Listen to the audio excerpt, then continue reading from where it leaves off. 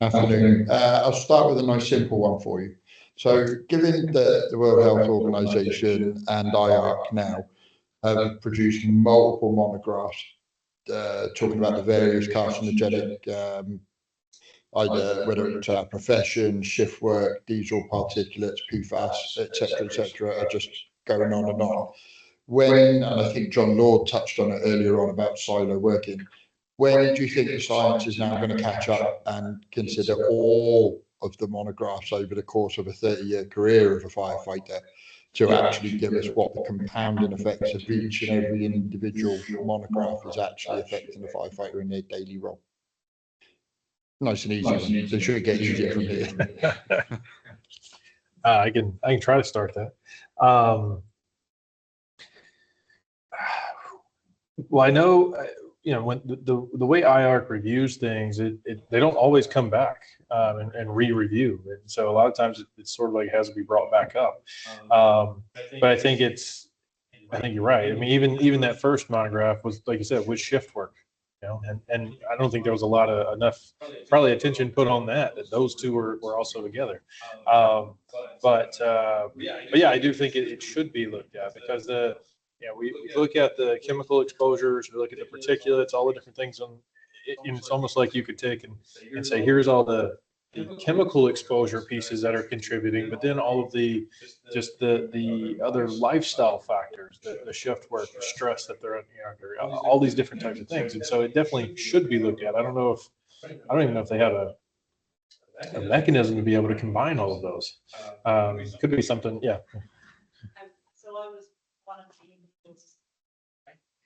Sorry, I don't mean to. I was one of the individuals as part of that IARC review in terms of the firefighting aspect, not the extra chemicals and everything else. But part of that review, and I appreciate the whole monograph is very, very long, so I don't imagine many people have read it in its entirety. But within that, it does consider the chemicals that have been exposed, and it does mention about the consideration for night shift work, and some of the studies that were incorporated and include the measurement of some of these chemicals on skin, for instance, and the presence of some of them from kind of biomarkers in urine samples. And it also includes studies that don't just have fire exposure, it also includes them that have the physiological stress and the heat element as well. So I would say the firefighter monograph does actually encapsulate and consider the fact that it includes those. And within the class, the characteristics of firefighting in the beginning section does mention that numerous chemicals are already classified as carcinogenic as part of that. Hopefully that helps. Sorry, I will pass back. Just to put in a comment as well, that we shouldn't be looking at these chemicals in isolation. Like, while they are good indicators, it's a case of synergistic effect these chemicals have as well. That in case of, if you mix chemical A with chemical B, it becomes far more toxic. The toxicity is higher. The carcinogenic effect is increased as well. So I think that if we fall into the trap of just looking at individual chemicals alone, while they're good indicators, it's a very, very easy trap to fall into. We should be looking at the synergistic effect of how this cocktail of chemicals can actually interact with the human body, whether it be at a cellular level or indeed into a more microscopic level. Thank you very much for all the provided responses. They are all quite comprehensive. I just want to add something extra also when it comes to when a compound comes to IARC's level, like itself should make us a little bit worried about it, because when IARC focuses on a material, they do numerous studies, numerous assessment on a huge number of samples. Like, it is not like by just doing on just a limited number of samples or limited number of studies, and that's the reason I would say it is usually late. For example, I was checking for the following, it hasn't been updated since 1989, but I understand them, but because they don't have unlimited budget, they prefer to consider some new toxic chemical to provide some information about it. And once this kind of compounds are ended, then they can go to the first of the list and then provide more information about it. Right. I think there are a couple of questions from online audience for Brian. First one, how does the new non-PFAS turnout gear respond to the smoke and pH exposure? So we have a little bit of data on that. We've done a lot of work with the PFAS, non-PFAS finishes on the gear, looking at the performance trade-offs. And as part of that, one of the things we did was to put different sets of fabrics, some treated with PFAS, some treated with the hydrocarbon or silicone-based finishes. So we put those into repeated burns. I think we did 20 different burns. So over a period of 5 days. And so we have some preliminary data where we took those samples and had them chemically analyzed. And again, preliminarily speaking, the non-PFAS treated fabrics were significantly more contaminated than the PFAS treated. We haven't done anything else with that just yet. The next question is, can you clean those? Do they clean as effectively, or is it easy on, easy off? So if they're more contaminated, it's possible that it's easier to get it off of there. Could also be the other way, where it's not as easy to come off. So that's kind of the next step that we have to look at. And in the U.S., that transition happened 2022, 2023. Everything that's made in the U.S. has non-PFAS finishes on the outer shells now. And so one of the bigger issues with that, in addition to the potential exposure that you may be getting from fires and things like that, a lot of fire departments, a lot of firefighters have no idea that they're wearing non-PFAS treated outer shell fabrics and don't know the differences. And so that's one of the things whenever we normally talk about the PFAS stuff, a lot of it comes down to training, the education, to say, here are the differences in the gear, because it is not the same. It does not perform the same as it used to. There are significant differences in performance, durability, and that's something we're still grappling with and trying to figure out how to handle. Thank you. You just answered the second question, was about really current challenges for non-PFAS turnout gear. So that's like a knowledge gap, I assume. Yeah. In addition to the potential increase of contamination on them, we have a lot of work we've looked at. The new materials, new finishes have no oil repellency, no flammable fuel repellency. Gasoline, diesel, things like that are going to soak in, not just into the outer shell, because one of the things you have to think about is that the outer shell didn't just protect the person. It also protected the moisture barrier, and it protected the thermal liners. And so now what we're getting is this sort of, not to say everybody's going to have a fuel exposure, but it does happen a significant amount of the time. It's going to go into the first layer. It's going to spread significantly further than it used to, because it's the finishes are very similar to those fuels or hydrocarbons. It's sort of a wicking finish for them. So they spread out further on the surface, which could result in a much larger area on fire if you come in contact. We just did some testing in the field on full garments, on mannequins, and just splashed them with about 100 milliliters of diesel and brought a flame to them. There's a significant difference in terms of the amount of time that the non-PFAS were burned afterwards, and what the layers underneath looked significantly more damaged. And so that was the first time we had done it on a full system. And there's questions again, like I mentioned, about durability. In the U.S., we're seeing, anecdotally speaking, fire departments that used to get 6 to 7 years out of their gear are reporting somewhere 3 to 4 years. I have ideas about why that's happening, but we haven't been able to replicate it in a lab just yet. The other thing that we're just starting to work on now, we in January started a project to look at the new moisture barriers. So switching from the PTFE barriers, which are known for the breathability, the durability, switching to things like polyurethane type barriers, we know there's going to be decreases in how much heat is transferred through those, how much heat release, total heat loss you can get from those. And so we expect to see upticks in the physiological strength. So we're going to be looking at that over the next 2.5, 3 years, trying to understand, is it something that we need to worry about?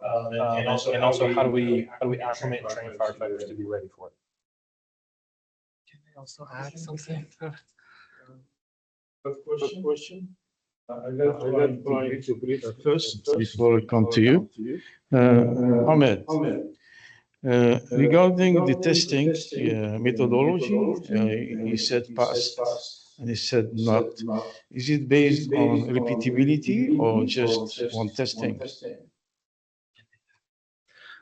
That's a great question. And for all the information that I reported are related to at least 15 round of experiments. And for every experiment, for every condition and per one sample, it's at least again 5 analysis. And that's one of the results. Like that's one of the reasons that it is like progressing like slowlier than what it looks there.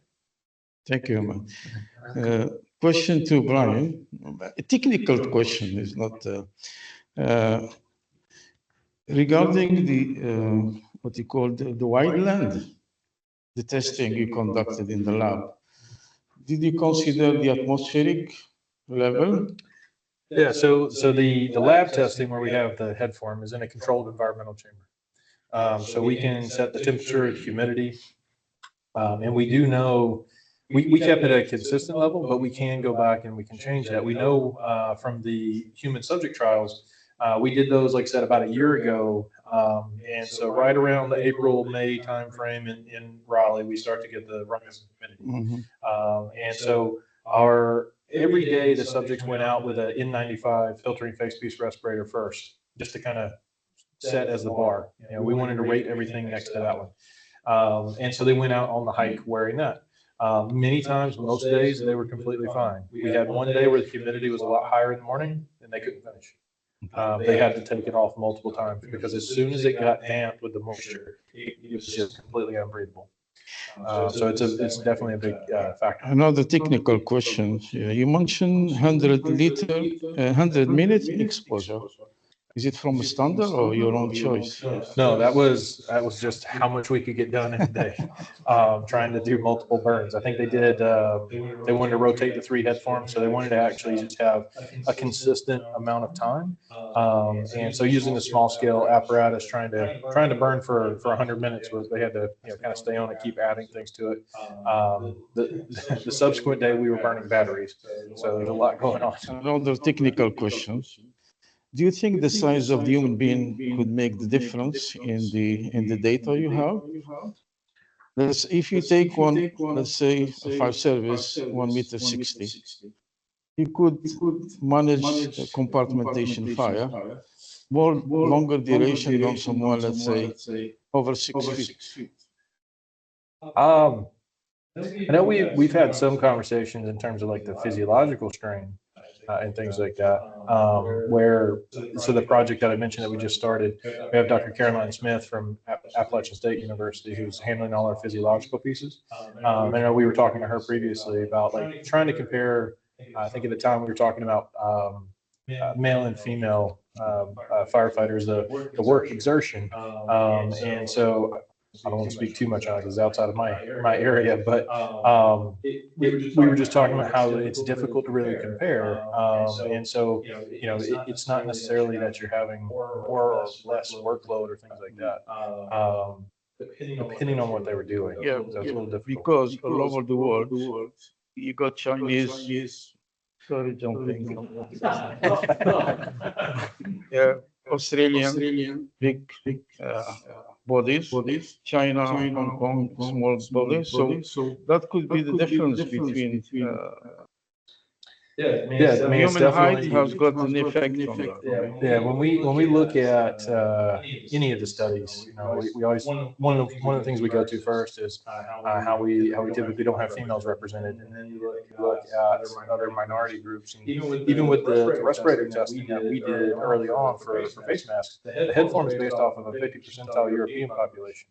If you go and try to look at fit of a face, if you go to African or Asian or any other, people have different nose bridges, the anatomy of the face, which is going to significantly impact how well it fits. I've even looked at it. I've looked at using this head form for like CPAP masks and things like that for people. My son has Down syndrome, and they typically have sleep apnea, and so those won't fit their face very well just because of the way that's fit. And so I think there's a lot of there's always the group that we miss. And I think that's one of the things that we have to really actively, when we're recruiting subjects, making sure that we can get enough of them is the hard piece. But whether it's female or different other minority groups, or just in the case of the project that we did on fire investigators, that was a whole fire service population that just didn't have enough research on it. And so we wanted to focus on those. We've heard looking at it, instructors, looking at the pump operators, people like that. So I think it's being very diligent about how you collect or start your project, but also how are you recruiting your subjects to see if you can actually conclude anything. Thank you. Question, please. Oh, please.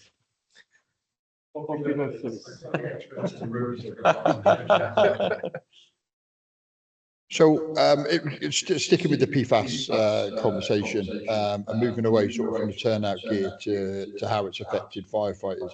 There was the Australian randomised trial where they utilised blood donations and plasma donations to reduce the level of PFAS in the firefighters there, and to various successes. So for the IFE as well, and employees in the room, do you think is that enough of a body of evidence to sort out an occupational health strategy, and for institutions like the IFE to put pressure on brigades to start structured blood donations? Our blood services are very well standardised. They can deal with the level of PFAS, etc., and the way they deal with the blood. Is that a strategy to look after firefighter health?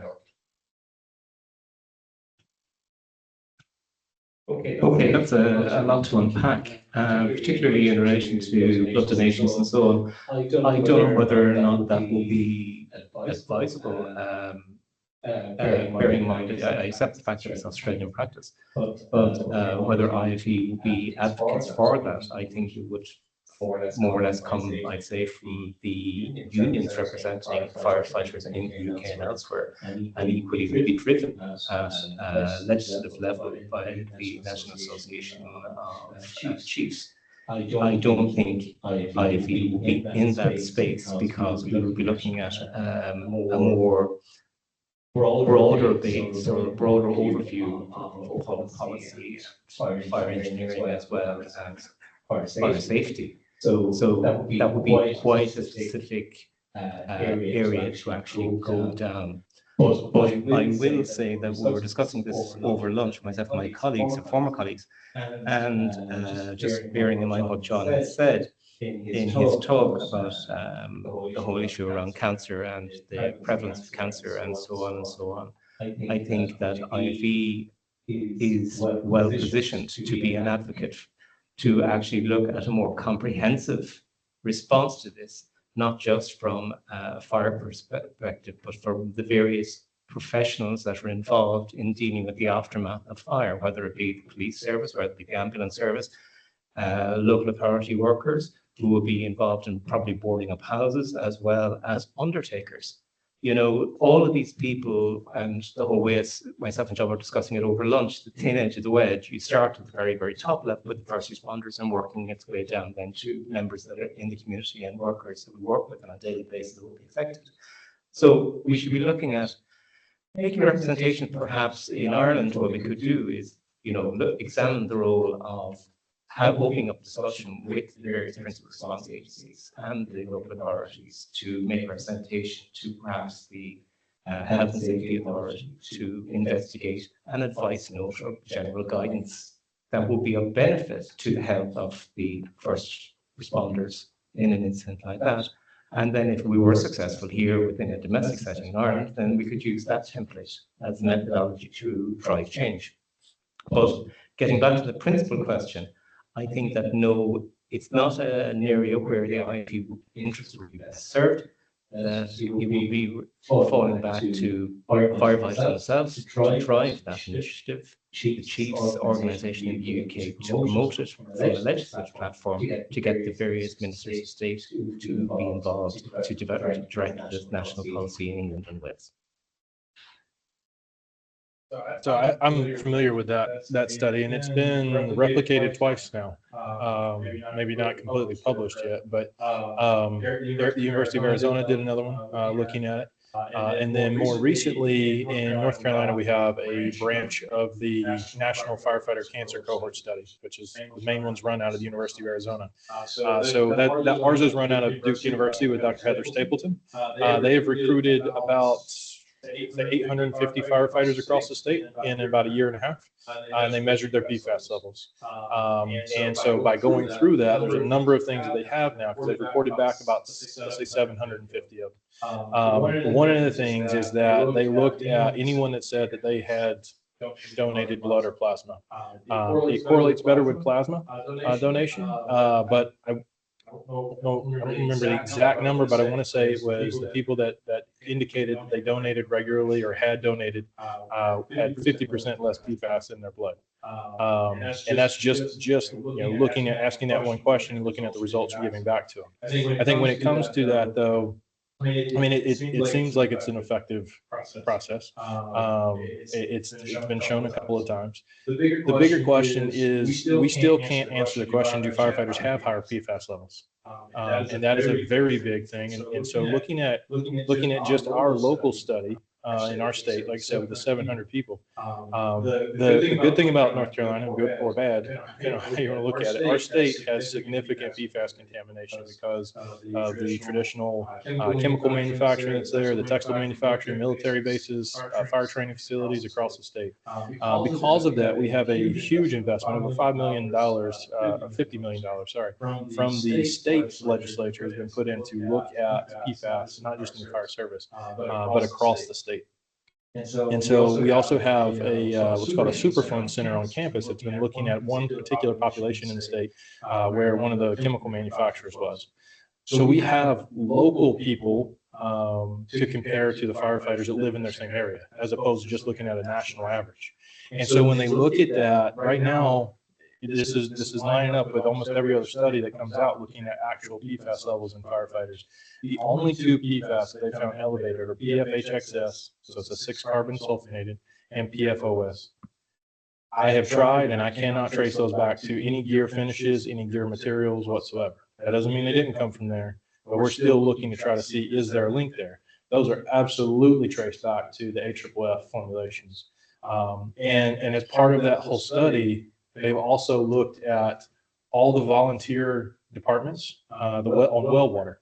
They've measured the well water in every volunteer department, and they have reported back that there's at least six to 10 that have significantly high levels of PFHXS in the water. They've gone and measured those firefighters specifically, and that's where they were elevated. So it's not a foregone conclusion that firefighters have actually higher levels of PFAS, and that's a loaded statement anyway, because there's 15,000 plus compounds. We have to be very specific about which ones we're looking at, and the ones we can even measure versus the ones we can't. And so that is something, I think if you're, you definitely can get people with really high levels. And so if you are, if you've been tested and you really have those high levels, the blood plasma donation is definitely a thing that you could do. But there's still more work being done to understand that question even further. And so it's always sort of just passed off as like, yeah, this is where this is happening from, and we're still catching up. Okay.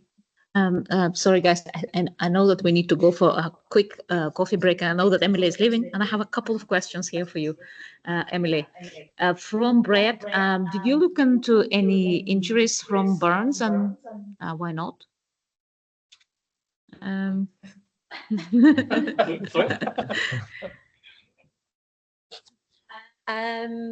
Off the top of my head, no, I don't think we asked anything specific around burns. The primary reason for doing that is because, particularly in the UK anyway, data around burns is quite well reported, and that exists within the statistics that the government already publishes and presents.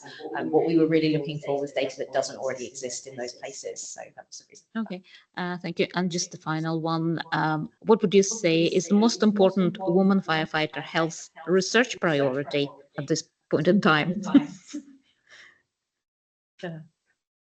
I would say can I have two priorities? The biggest to have the impact on perhaps the most individuals and for the least amount of complexities of research design and kind of long-term study that's going to take, I would say would be towards their kind of